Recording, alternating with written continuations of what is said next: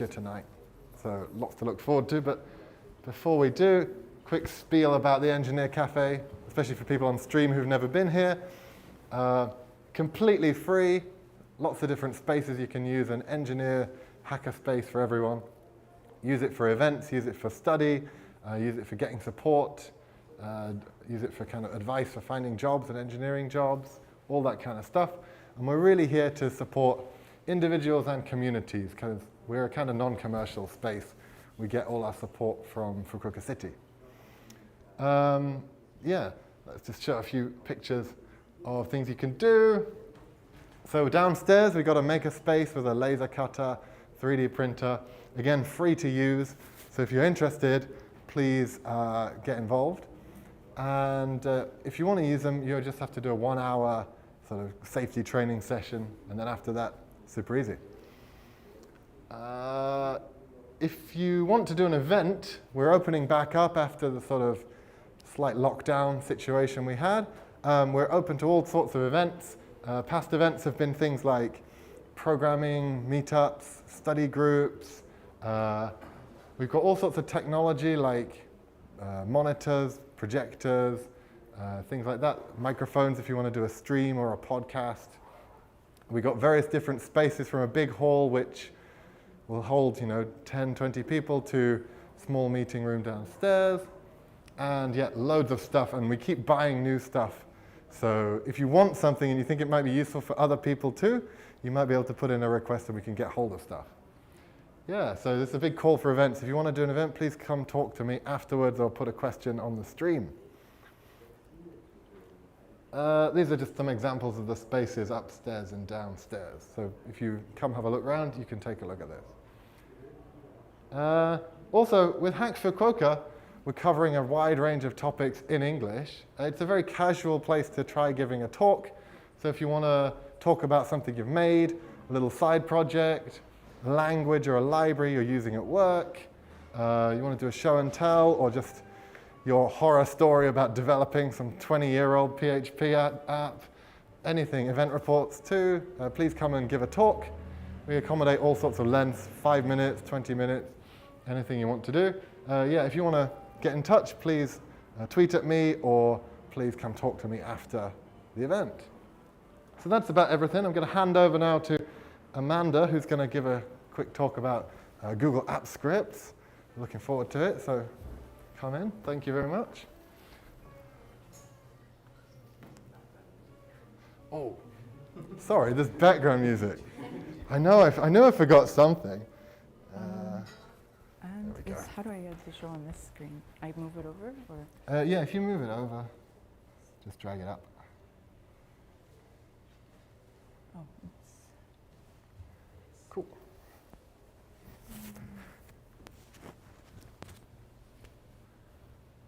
Okay. Hello, everyone. Thank you for coming tonight. It's been a while since I've seen some of the faces here tonight. So my name is Amanda, and today I will be giving a presentation on Google Apps, Google Scripts, Google App Scripts, and how you can integrate APIs into them. So a little bit about myself. So again, my name is Amanda. I'm from the Bahamas originally. I've been in Japan for 8.5 years, and I recently moved to Fukuoka about 6 months ago. Currently, I'm working full-time as a product manager, but I'm also doing an internship where I'm working as a junior Ruby developer, and I recently started studying React. Some of my hobbies in my free time are painting, crafting, and sewing. We recently got a dog, so I've turned into a crazy dog mom and started sewing a bunch of clothes. So today's topic is about Google Apps Scripts and kind of some of the things you can do with it. I had this project at work where I created a bug ticketing system. And basically, I want to explain to you kind of the process behind that. What was the journey? Why did I end up going with Google Apps Scripts instead of maybe creating an actual app with a Python or Ruby or something else? So first, the problem. The reason why we needed a ticketing system is basically my company, we have a really new product. It's about 2 years now, 2 years old, but at the time it was about 1.5 years old.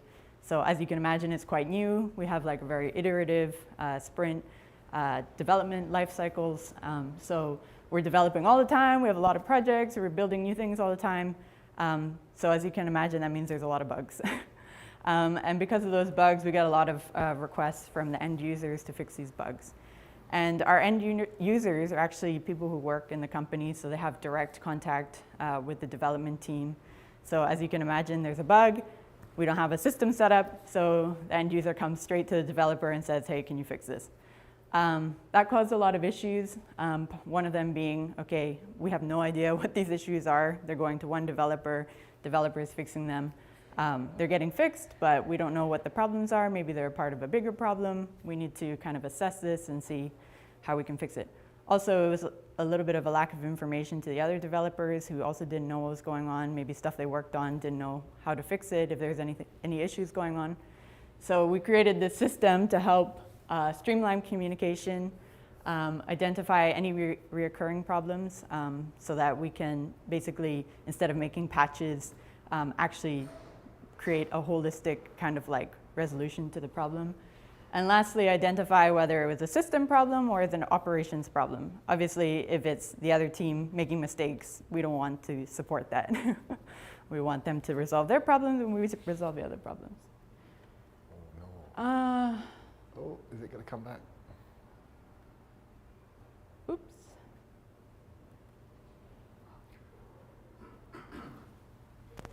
Oh, we'll just mind these cables down here.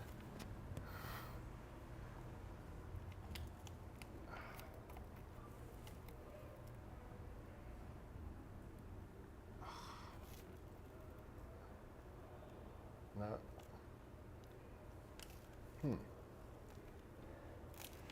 So I guess while we wait, I actually do have a question. Has anybody here worked with Google Scripts before? App Scripts? No.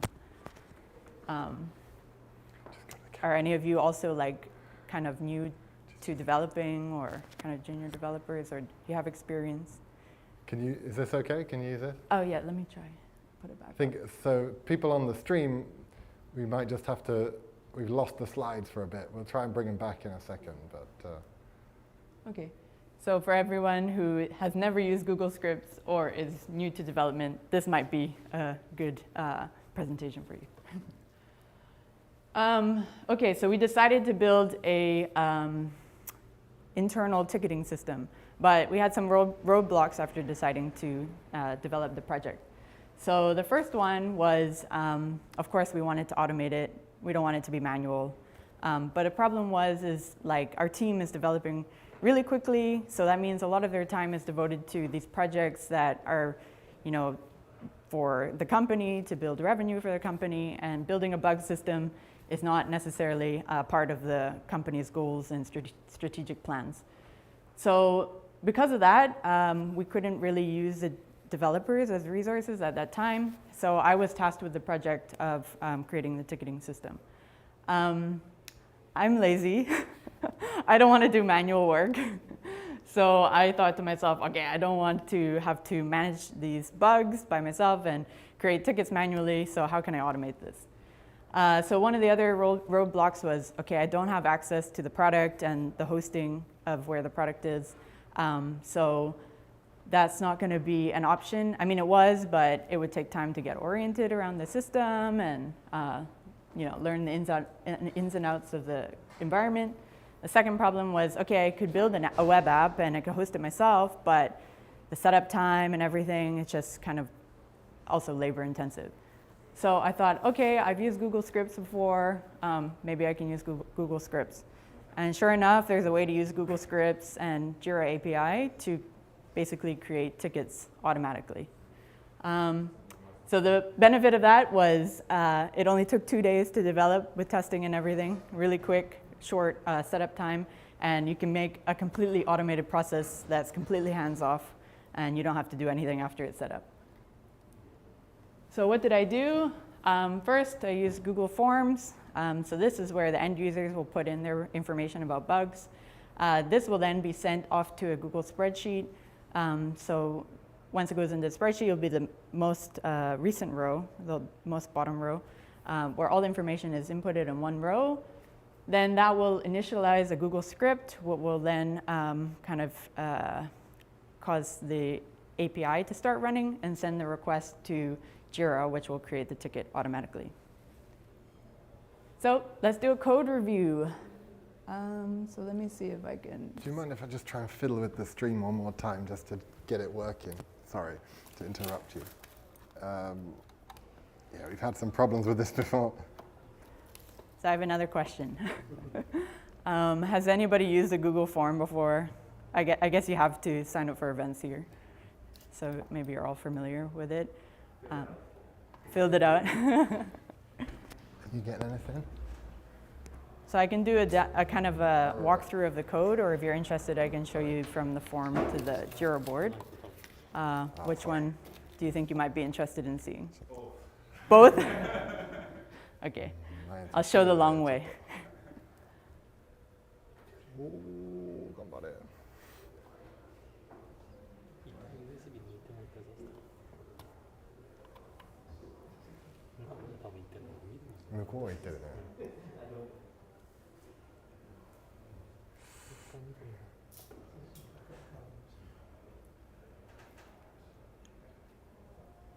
Just be really careful with these cables if you... Sorry, okay. Oh, no.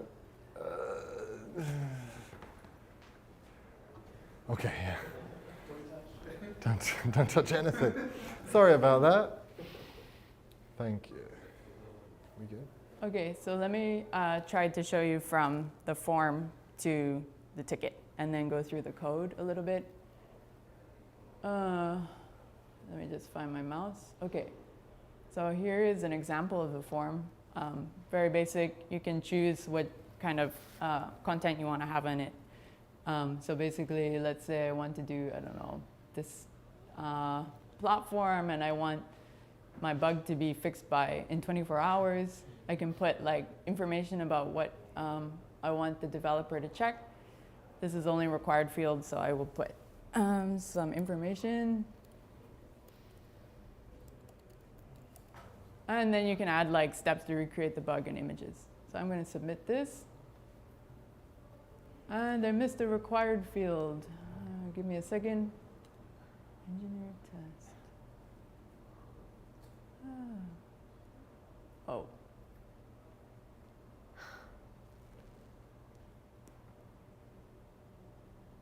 Okay, now let's try. Okay, I submitted a bug. And you can see in the spreadsheet, has this been reloaded? Oh yes, here on this row, you have the latest entry from the form. So after this gets added to the form, then you can go to your Jira board, and let's refresh this. And you can see at the end of the backlog, there's a new bug ticket created. And it will have like information that the user put in, and yeah. So that's the process. Right now it's completely automated, which is really nice because it's really hands-off. And this is a little bit about the code itself.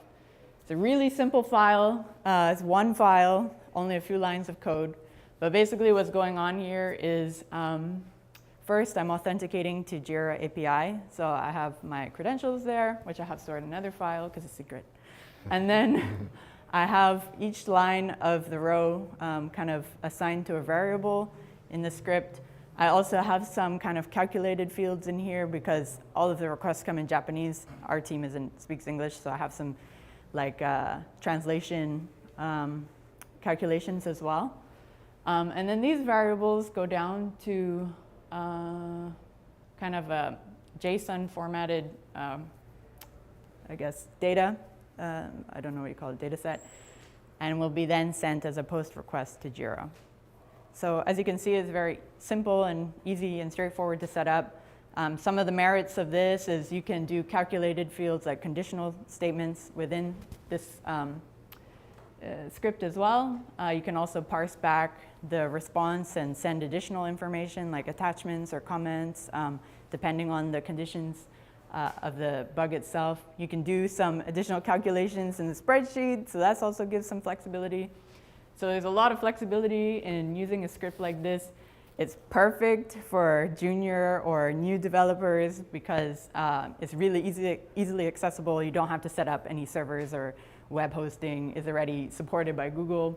And Google actually has a lot of API integrations, a lot of app integrations. Like you can see up here, I'm using the translation app and everything. So if you take a look, there's just a huge variety of things you can use. And yeah, it's really good for small automation tasks. So that's a little bit about my script. Let me go back to this presentation. So I want to thank you all for taking the time to listen to my presentation today. I hope it was helpful for anybody who's interested in automating any of their manual tasks. If you'd like to keep in touch, I have some ways you can keep in touch. There's my GitHub. I also developed an app in Python and Django that I released in December of last year. So if you want to check it out. And finally, for any women watching today, me and my friend Bree will be hosting a women's coding session. The idea is to basically create a community for women who are interested in coding.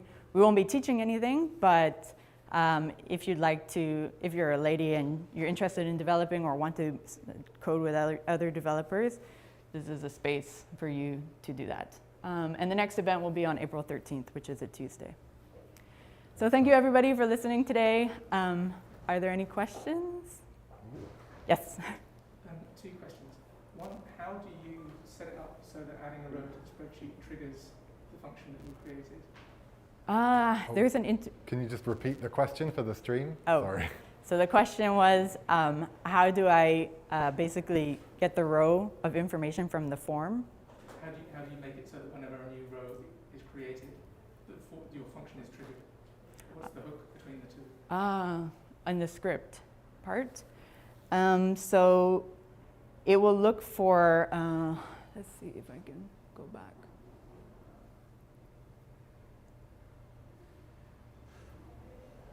So basically, it will always look at the last row in the sheet. But once you can configure Google's Google Apps scripts to basically, once there's a form submission, you can create a trigger that will then initiate the app script on. Do you do that in the form or in the spreadsheet? I can't remember how to configure it.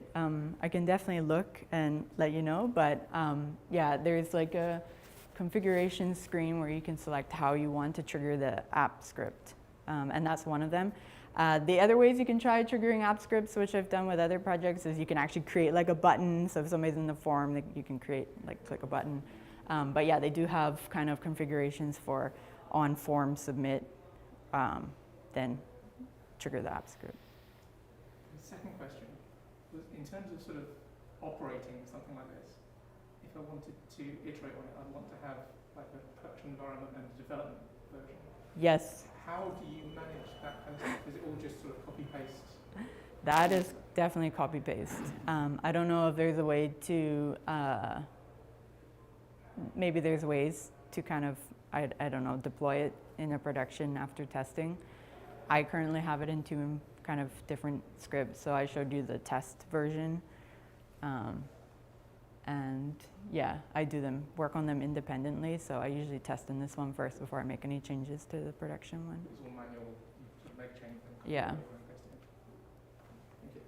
Yes. For stuff like Google Docs and Google Sheets and Google Slides, are they generally like, are they all integrated to AppScript so you can like access your company's docs or your personal docs from within them? That's integrated. Yes, you can specify which files to look at or which drives to look at if it's a drive. Oh, right, so you can use Google Drive. You can use. So if like a file is added to a directory, it can trigger a script or things like that. Yes, you can. I can't remember. Oh, I did another one, but it was actually with Google Drive API. Not with scripts, but I know with I know with scripts they do have a Drive app, so you can use a Drive app, and if somebody uploads files there, you can somehow manipulate it or something. Very not well publicized by Well, I'll tell you a secret, something I found and I played around with. They have image recognition technology that you can use Google Scripts with. So you can literally put a row of like a URL for an image and it will read you the content if you run the script, which is like wild. Maybe I can show that in another one. That sounds cool. Yes. So what benefit do you get out of your form and script compared to just registering the Jira ticket directly? Yeah, that's a good question. So when we started this project, none of the end users were on Jira. So we needed a place for them to be able to communicate without actually being in Jira. Of course, like if you have your end users in Jira or you have the help desk set up, then you don't need something like this. But yeah, this is a cheaper option to help desk. So. But even having like the translation or like the simplified entries is really handy as well, right? Yeah, I didn't see anything in Jira for language translation. I'm not sure if they have any like plugins. I couldn't find any. I didn't find anything, but yeah. I mean, not having to use Jira is a bit better. Awesome. So just have a round of applause for Amanda. Great talk. Thank you. Thank you very much. I think hopefully the stream troubles will not continue. Okay, so I'm always cajoling people into giving talks and asking people to give talks for this. So it's finally my turn to give my first talk at Hack Fukuoka. I'm very excited. And the title of my talk is Email Me My Password Right Now. Has anyone had a customer or a user say this to them? I don't know if anyone here has had this experience, but it's all about passwords and password security and why we have passwords. Why do we have passwords? A lot of smart techie people here. Yell out some answers. Why have we got passwords? How many hundreds of passwords do you have in your password software or in your head? Well, it's all about security and keeping the bad people out, right? That's why we think. So in a perfect world, if we were looking at our passwords in our database, no site would ever be hacked. Password database always be secure. There'd never be any kind of access. And you could just store the passwords in the plain text, right? You wouldn't have any problems security-wise, as long as everything else worked, right? Well, as the picture here alludes to, it's kind of a world of pure imagination when you're always going to have problems with your other levels of security. And so we're going to have some level of password security in the database and when we store them. So the way I like to think about it is, well, when does it really matter? It's the last line of defense. The hackers are already into your server. They're already accessing all the private data. You've leaked it. You've made some headlines. And what your password hashing and password security is going to do, it's the last line. It's the last thing they get to. It's like being on top of the keep in this picture. Before I do that. So one of the kind of threat models of this is your database gets leaked, and if your passwords are all in plain text, then your passwords are known, and the reality is everyone reuses passwords. Well, not everyone, but many users reuse passwords across many sites. So even if your site is just a very simple web app, social network for dogs, that kind of thing, that password is probably going to be reused in banks, credit cards, other personal information holding websites. So even if your security, maybe you think it doesn't matter, it's probably going to matter for someone else. So the first thing you might think when you're trying to solve this problem is, hey, let's encrypt the password. Let's mangle up the password with some kind of encryption algorithm and save it into the database. So then, when it gets leaked, because we're assuming it's going to get leaked, it's not such a big issue. But there's a bit of a problem with this, and encryption is designed to be two-way, right? So even if we encrypt all the passwords, we've got to put the key somewhere. And if you're encrypting your passwords, you're probably going to store the key in the database. Well, the problem is we've already had our database leaked. It's like storing our keys in our safe. It's not really adding any extra security, maybe a tiny bit of obscurity. So we need a slightly better solution. I'm sure everyone's screaming in their heads in the audience. But before we talk about the solution, we've got a bit of a fun challenge. So does anyone, we only need 2 volunteers, and I got a whiteboard. So bit of fun. Let me just get the whiteboard on camera.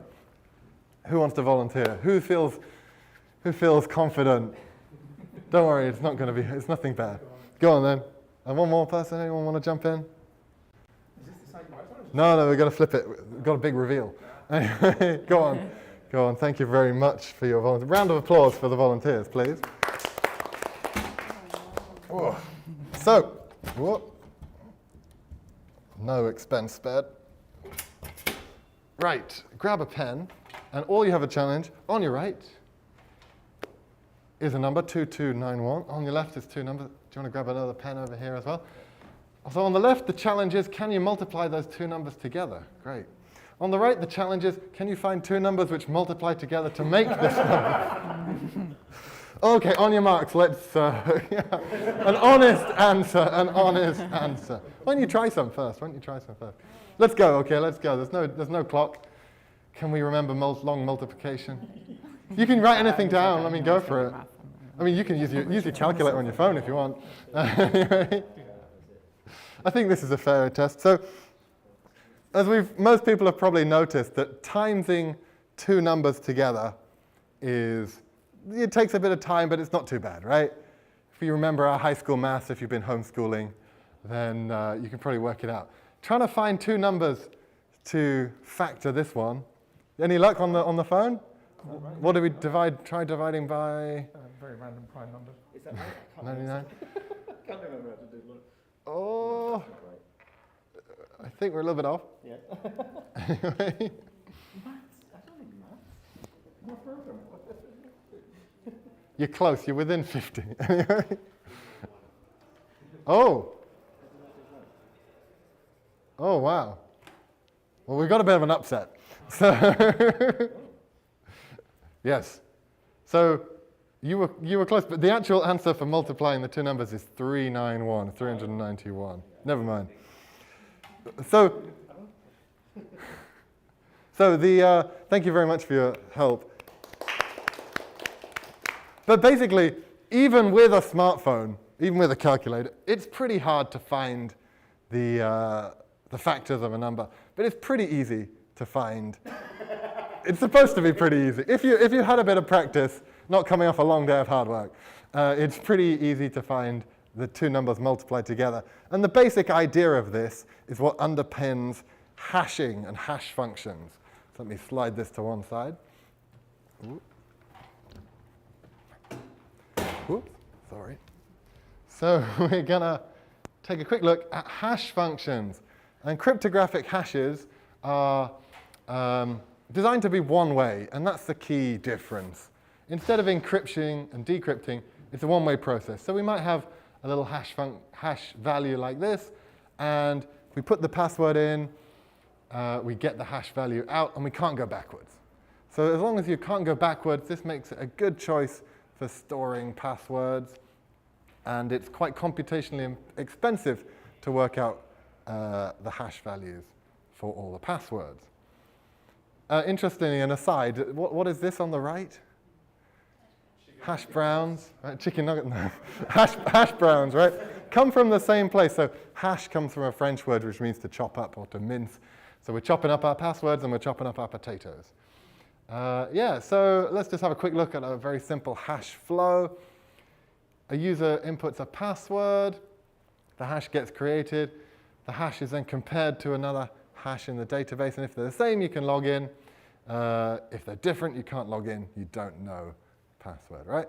Job done, let's go home, let's go to happy hour at Engineer Cafe, right? That's it. Oh, but it's not quite it. There's a bit of a problem with these password hashes. Any problems, anyone? Anyone on the stream want to chime in with the problem with these password hashes here? What do you notice? Yeah, Alice and Bob, they got the same password hash. Well, what does that mean? Well, it means they got the same password.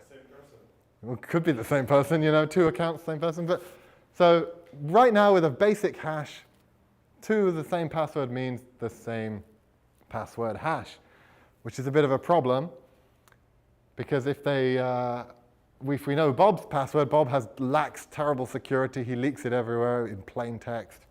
Alice is very secure. Well, we know Alice's password, even though it's not her fault.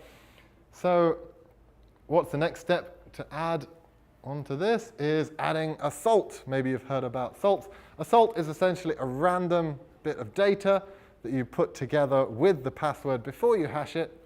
And now everyone has a different salt and a different hash in the database. So if my password is password123, I'm still going to have a different hash, even though someone else might have the same password. So real simple example for this one.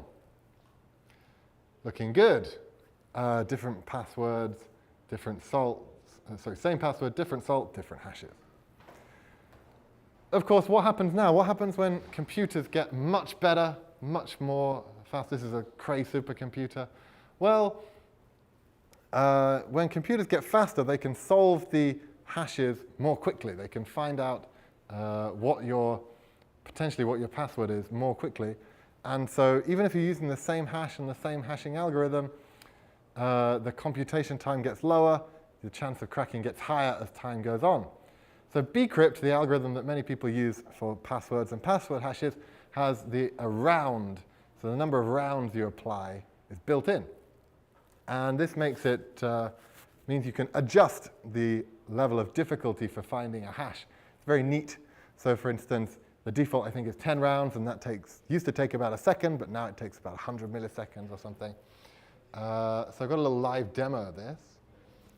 I don't know how to click on links in there. Really super simple demo.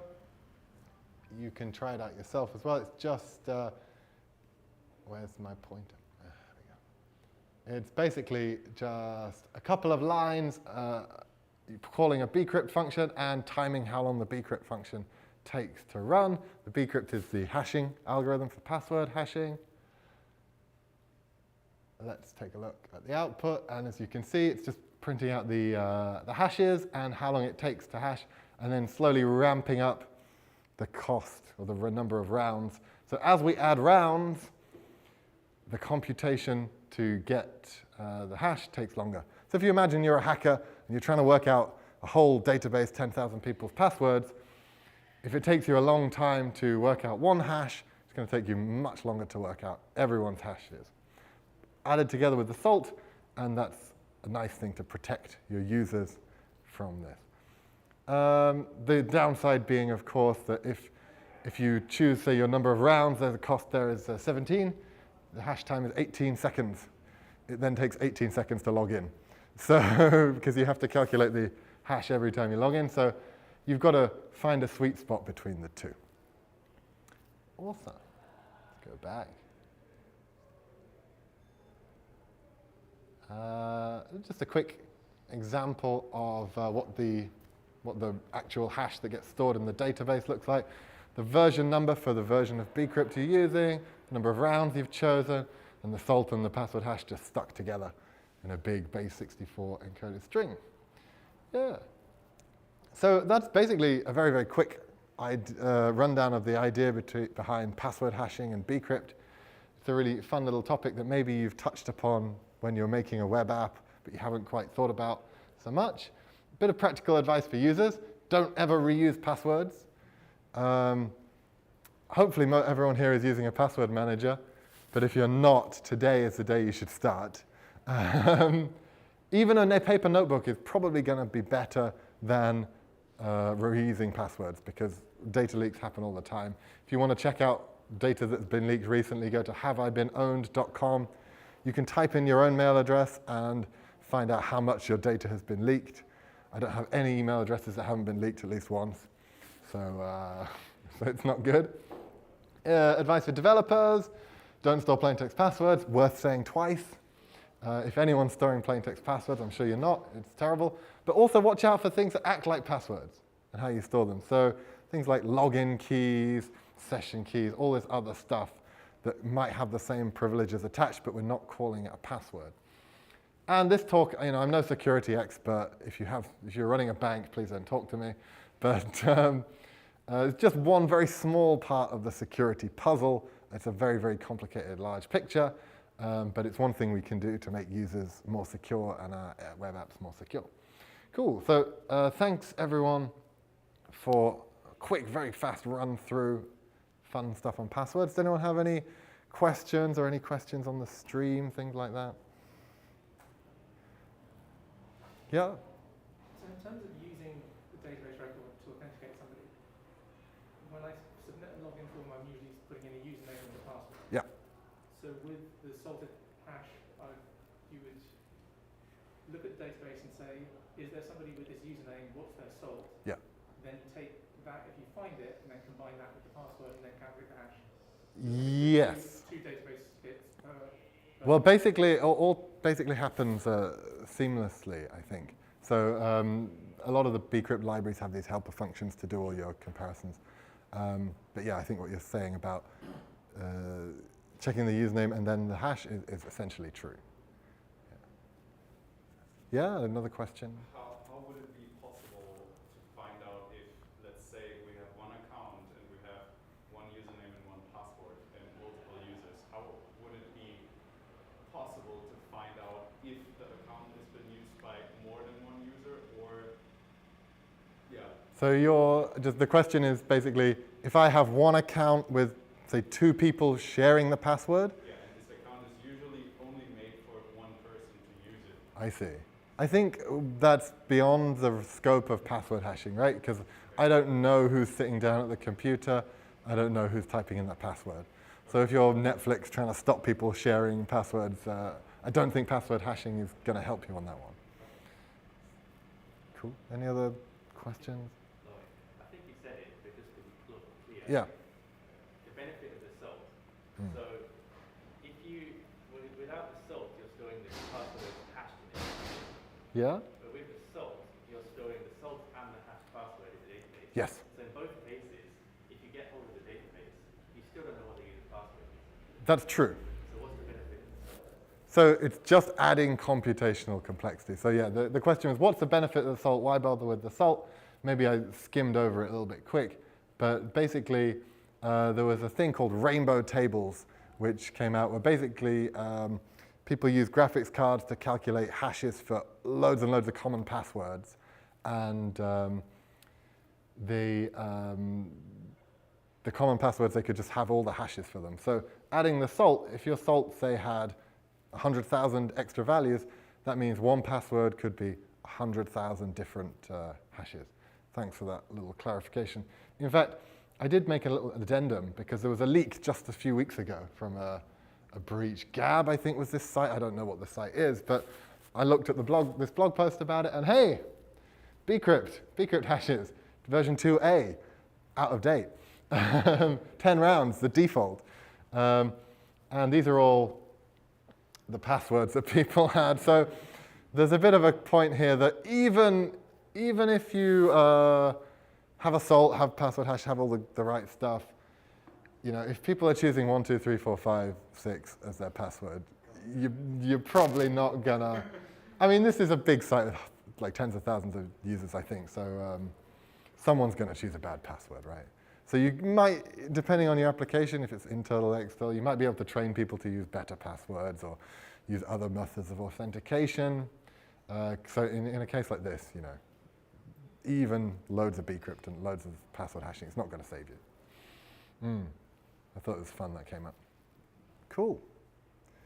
Right. Well, nothing on the stream? Great. Okay. Well, thank you everyone for listening, and thanks to Amanda for the talk as well. That was really wonderful. If anyone wants to chat after, we'll be milling around for a bit. If anyone has any questions on the stream, put them in now before we turn them off. Yeah, thank you very much. It's been a great day. Thanks. Awesome. Cool. Let's mingle. How are we doing? Okay. Aaron Hilton gives you 3 thumbs up. Oh, 3 thumbs up. Go on. Shall we turn it off then? Okay. Yeah, let's just end it. Just if you end it there and end it there. And